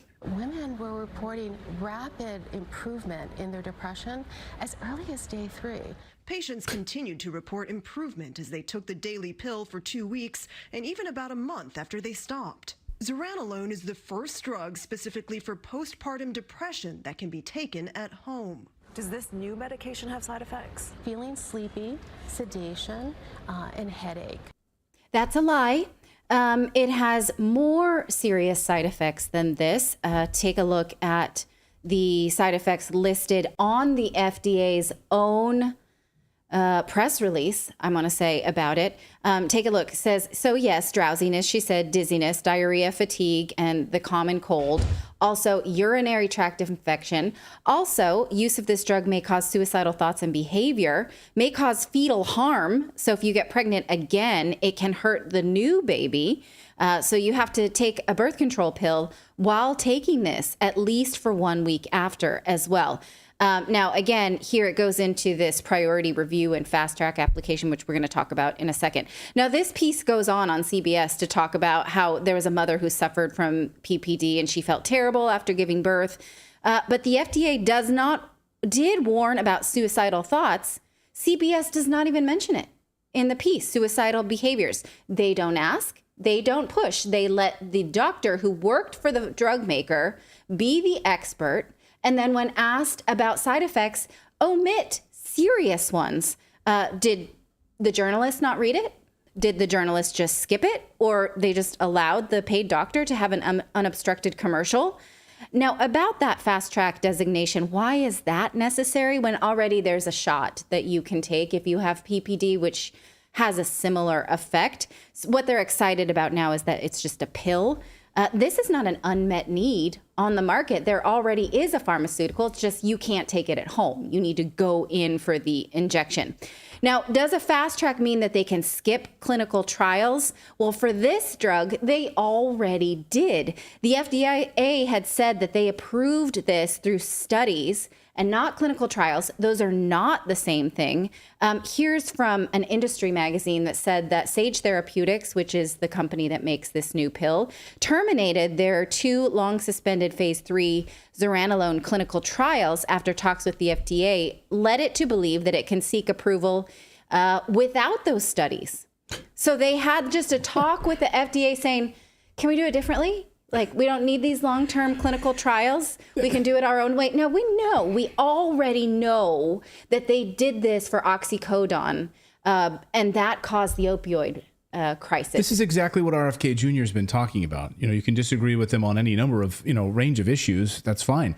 But he's absolutely spot on about the safety and efficacy of these vaccines or these medications that they're rolling out without FDA approval, without stringent trials, without testing it for a long period of time. Yes. I mean, this was, of course, one of the big complaints, and a lot of people were saying when they were pushing out the COVID vaccine in such a fast track motion. Even Joe Biden himself, when asked whether or not he would take President Trump's vaccine, he said, well, no, normally it takes about 5 years before them to have the trials, go through the testing and approval process before I would take it. So he was even shitting all over Trump's vaccine even then. Right. So this is another example of a wag the dog situation where they have the trials that they've begun. They're not super happy with how they're going. So they go and have a conversation with the FDA. And the FDA says, well, if you don't do it as a full trial, but do these studies, which are short term, the only studies we have are 14-day studies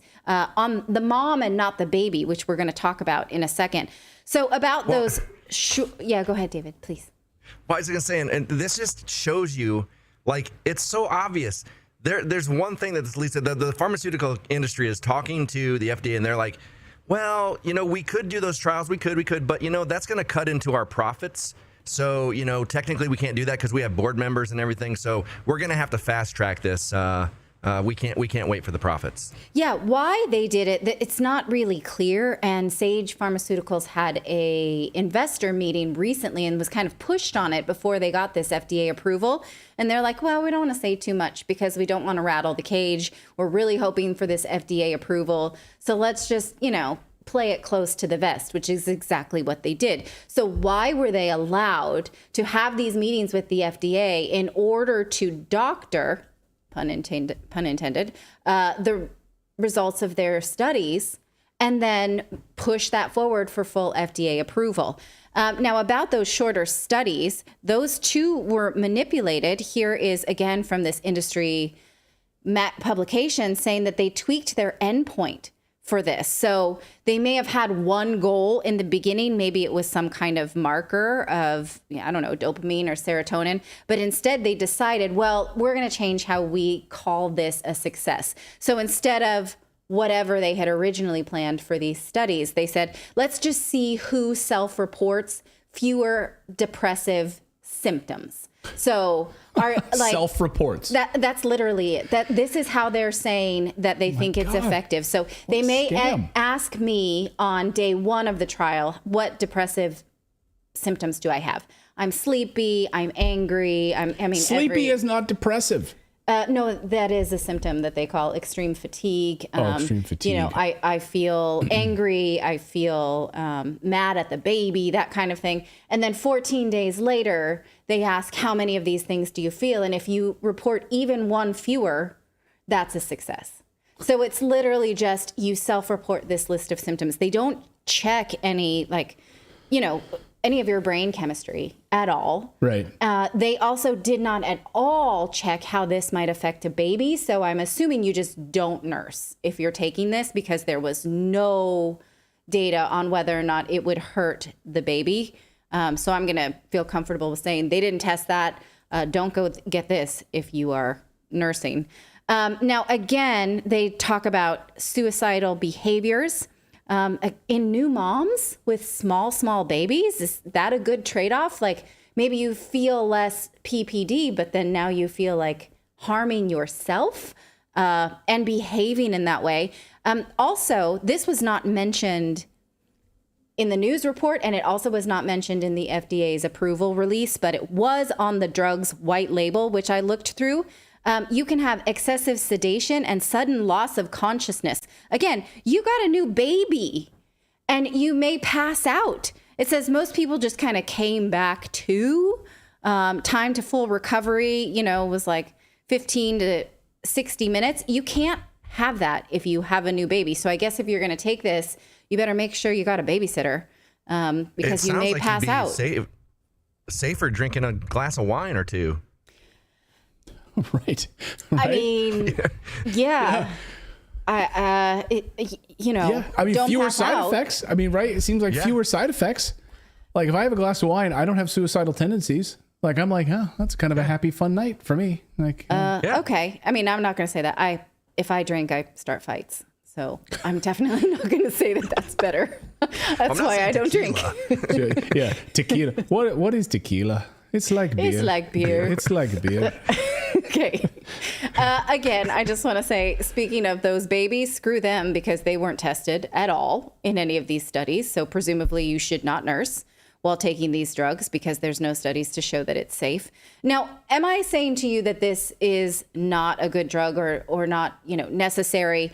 I'm not necessarily saying that. What I'm asking here, and I would like to collectively ask this together, the media is saying it's good. They didn't ask any of these questions. I'm just wondering, on what basis do they feel comfortable saying that this is a great breakthrough? I am saying these three things. Number one, we continue to medicalize normal behavior and tell people that it's a mental health disease. It's not. That it's not a disease. It's discomfort, pretty normal when you have a baby. Most of PPD is normal and resolves itself. And so by framing this as a mental health disorder or disease, there is pharmaceutical profit in that, right? And so we're telling women, you can't cope with this. You're not strong enough. You definitely don't have any of the normal resources that women use to cope with this, such as my favorite book, The Red Tent, about, like you don't have a community to support you. You don't have natural medicine. You don't have all of these things. No, you need a drug. Number two, another thing that I'm saying, the FDA has continued to lower its standards again and again to pass a drug that may or may not have passed if given full clinical trials and full approval process under the normal timeline. We saw that with the 2 RSV injectables that were just put on the market within the last couple of weeks. Why is Fast Track the new full approval? Why? And number three, I just want to point out that the media has failed to point any of this out, further proving their inherent bias towards the biopharmaceutical industry. Those two things do not garner trust in the media or big pharma. And so that's what I'm saying. So if you are someone who is looking into this drug, here are the places I am going to suggest that you look for yourself, and definitely not the media that's just giving commercials to Sage Pharmaceuticals. Great point. Let us know your thoughts on that in the chat below. And can I just say, like, the one of the bigger problems is also Pfizer and these companies support the media, and as much as they give, if Pfizer pulled out their advertising dollars out of a news station, right, that could be the funding of one whole show.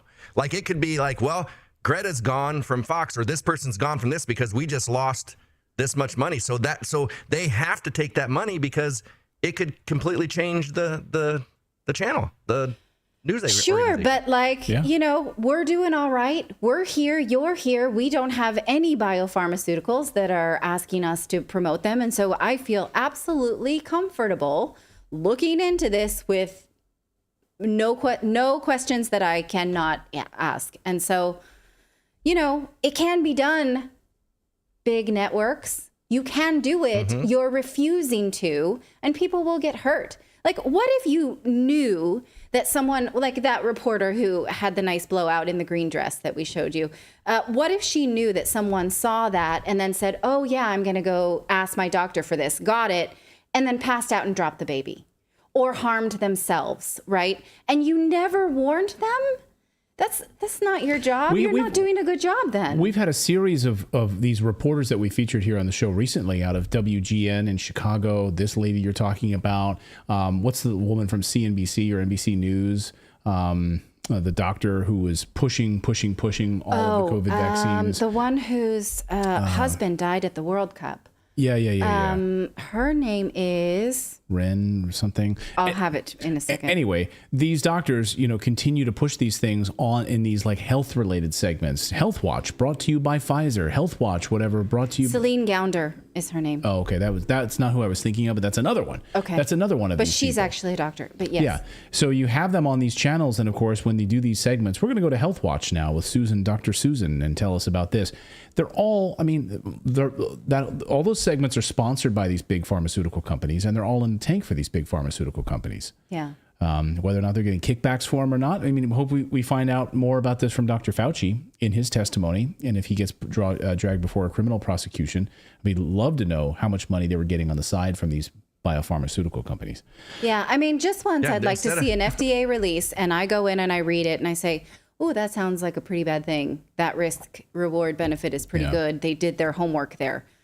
They didn't. Again, they, were led by the nose by the pharmaceutical industry here. Well, I was going to say, and instead of paying your news people like 20, 15, 10 million a year, cut back, pay these people $1 million. You'll still get good people. And you're not on the dole for responsible for that kind of money that you are so desperate to take any dollar you can get for advertising. Yeah.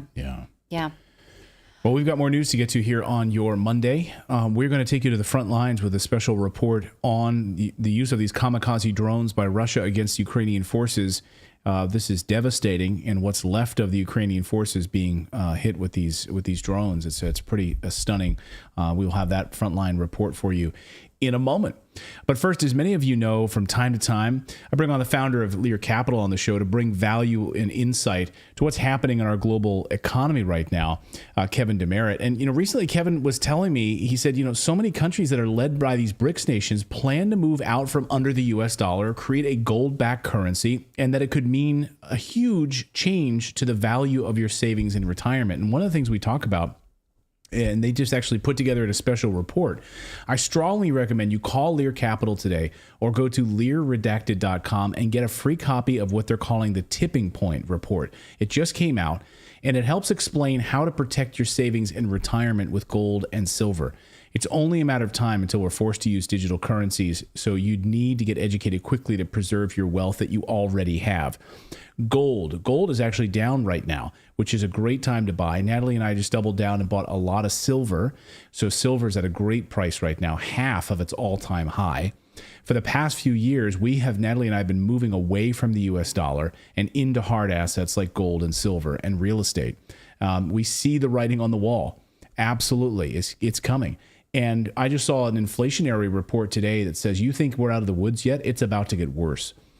This was a fascinating report I read today on inflation. So there's a lot of talk about the CPI number. Oh, the CPI number look good. The CPI. No. The underlying fundamentals right now for inflation are damning. You need to protect yourselves. You need to protect yourselves before it's too late. Call Lear Capital today. Request their special report called The Tipping Point.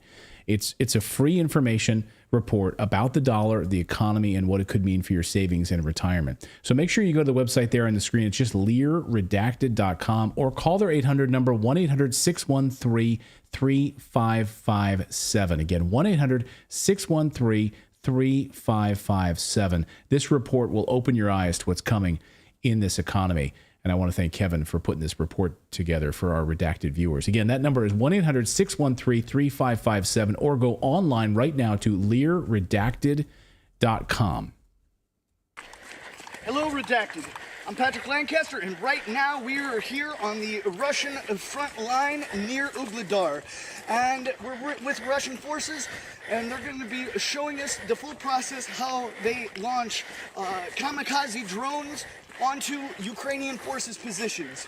And of course, Ugledar is controlled by Ukraine, and we're not far. I'm not sure exactly how far, but we're going to talk to the commander of the kamikaze drone group and see as much information as possible.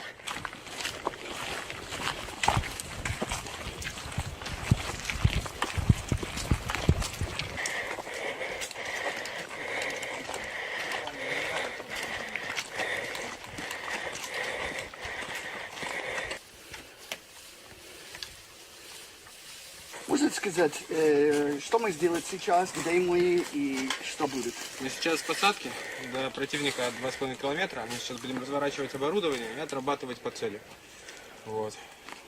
Ага, вы сказали 2,5, да? Да, 2,5 до противника. Это именно на Угледар или как рядом? Мы стоим сейчас западнее Угледара, с вами находимся. Вот. Ага, понял. В районе между Угледаром и Великой Новосилкой. Ага. И можно сказать, как они работают? Что процесс вообще? Мы снаряжаем дрон боеприпасом, вот, разворачиваем антенну, подключаем, и оно улетает с боеприпасом к противнику. Ага, как камикадзе, да? Да, мы ставим его на взвод, срабатывает концевик, и все взрывается. Будет как гранада тут, да? Да, только снизу. Ниже, да? Да, сверху будет батарея. Это как pressure, как тинг, бум, да? Ага, понял, интересно. И вы будете как FPV, да? Да, да, в очках. Это камера, да? Да, вот она камера, она регулируется от угла поворота. Если камикадзе, они как одноразовые, да? Да, он улетает, соответственно, только в одну сторону. И откуда у вас получить это, как это, дрон откуда? Дрон? Не, I mean, вас сами строят или как? Да, да, мы сами с каскадом изготавливаем наши дроны и подготавливаем. Ага, понял, как вас специалист, который... Да, это наше подразделение. Ага, понял. И вы сказал каскад. Я просто знаю, за мою аудиторию, которая не знаю, что это каскад? Можете сказать за них, пожалуйста? Это оперативное боевое тактическое формирование, вот, состоящее из нескольких батальонов. Вот, мы выполняем самые разные задачи. И вас как отдельные от армии, да? Да, мы являемся на данный момент единицей МВД ДНР. Понял. Ну хорошо, спасибо. И именно это, что вы сделаете? Сейчас мы будем подготавливать дрон, снаряжать его боеприпасом, вот, и разворачивать нашу антенну. За антенна, да? И как далеко вас могу работать с это? В районе 5-7 километров. Ага. Откидывайте. Снаряжаем дрон.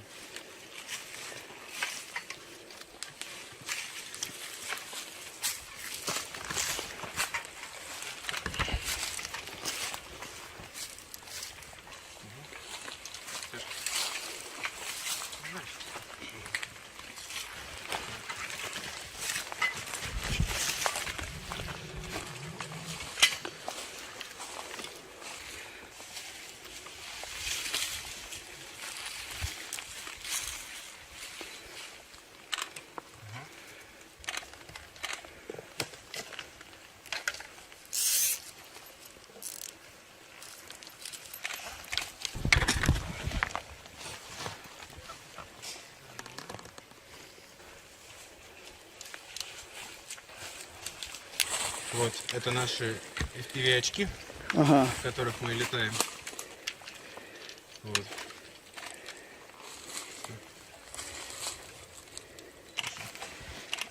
Прямое оборудование. Вот, и, соответственно, пульт. Также. Сейчас мы все это подключим и будем ожидать цели в ближайшее время. Цели это как будет информация, где надо... Да, мы сейчас ждем цели для удара и в ближайшее время будем отрабатывать. И вы откуда? Я из Новосибирска. Да? И почему вы здесь? Потому что это моя родина. Да? Часть моей большой родины. Ты как мобилизация или контракт? Я доброволец. Да? Вы сам да, приехал? я ехал сюда сам. Ага. И на твои друзья, коллеги Каскад, сколько они Каскад местный, Донецк или от... Это в основном люди из Донецка, Шахтерска и других городов, которые здесь рядом. Вот. Макеевка. В основном местные. Вы просто хотел Каскад, да? Да, да. So, немного... Я очень наслышан об этом подразделении, поэтому я в него хотел, конечно. Ага. И есть несколько коллег, которые от Большой России? Из Большой России не очень много людей, буквально по пальцам можно пересчитать. Ага, понял. Это цели, это как именно граната стреляет или как? Это может быть техника, может быть пехота противника.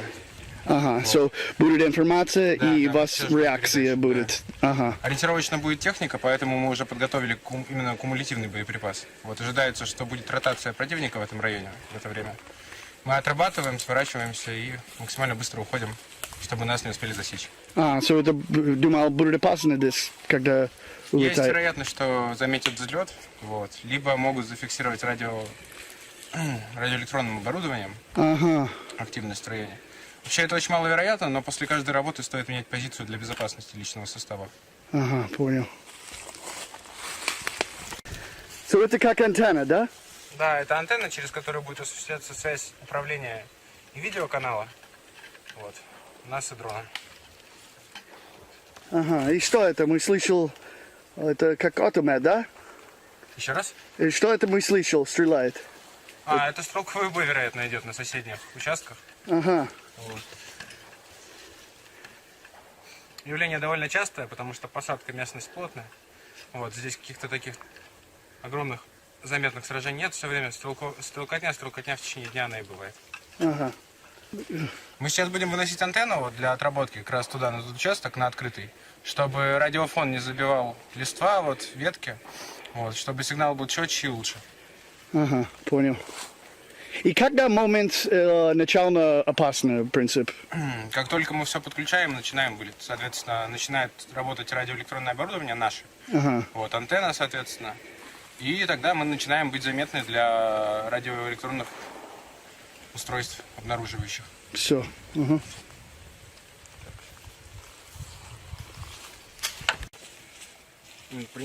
So now we're going to see Russian forces launching this kamikaze drone. Here we go. Мы запитываем дрон, а затем начинаем вставлять электродетонатор в снаряд, чтобы при попадании он сработает и взорвется. Только что поступила команда, что в районе 4 километров от нас есть цель бронетехника. Вот, легкий бронированный автомобиль. Будем по нему отрабатывать. Ага. И это вы будете снимать, это тоже будет видео, да? Да, конечно. Вы можно дать мне? Да, конечно. Ага, все, спасибо. Сейчас, как я понимаю, сейчас это момент, когда будет опасно, да? Да, мы сейчас отрабатываем и быстро уходим. Ага, понял. Хорошо. Дрон готов? Готов.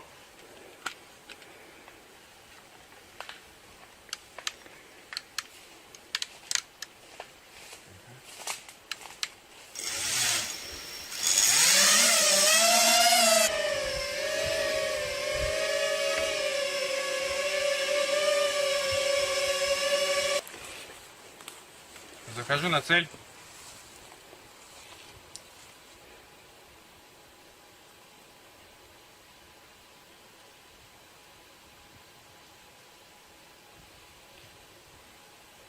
Пикирую. Есть. Сворачиваемся. Можете сказать, что только произошло? Мы только что поразили технику противника. Вот, наблюдатели на Мавике подтверждают, что цель поражена. Сейчас мы максимально быстро собираемся, меняем позицию. Угу.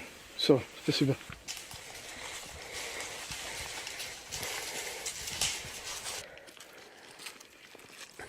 All right, Redacted. This has been a special update. I hope you got something out of it. We here try to give you guys a choice to see things on that the Western mainstream media is trying to hide from you. I won't show you. This is just one of those examples. You're not going to see this in the Western mainstream media. Unbelievable frontline reporting from Patrick Lancaster there. Thank you so much, Patrick, for doing that. And thank you for supporting independent journalism, for us to be able to bring you these stories. You know, this is not going to be seen on CNN. I've watched people in the chat saying, I don't see this on MSNBC. I don't see this on Fox. I don't see this on CNN. It's because you're not going to. They're going to be in Kiev, basically hanging around the Zelensky government and getting the little scraps of propaganda that are pushed out and what they want you to see. So thank you so much for supporting independent journalists that we're able to bring on here on this show and to elevate their voices and their reporting. So if you'd like to support our channel, you can. And for the price of a cup of coffee once a month, you can do that if you want to. It's totally free to be a subscriber or a follower of the show. But if you want to take it to the next level, you can become a member of our Redacted Rebellion, which, again, for the price of a cup of coffee once a month, you can support us just by going to redacted.inc. And there you'll click on the community button there. And again, you can sign up and join our locals community. And in the fall, we're going to be launching a whole bunch of really great stuff, including our new book club, as well as access to our live videos and interviews before anyone else gets to see them. You get to see that content for our members only community, our rebellion. So if you'd like to sign up and become a rebel, you can. Again, very, very cheap to do that. But thank you guys so much. And thanks to all of you for subscribing and being a part of our great show here every night. We really appreciate it. At 4 p.m. Eastern time is when we are live, and we will be back here tomorrow night at 4 p.m. Eastern time. We'll see you then. Bye, everyone.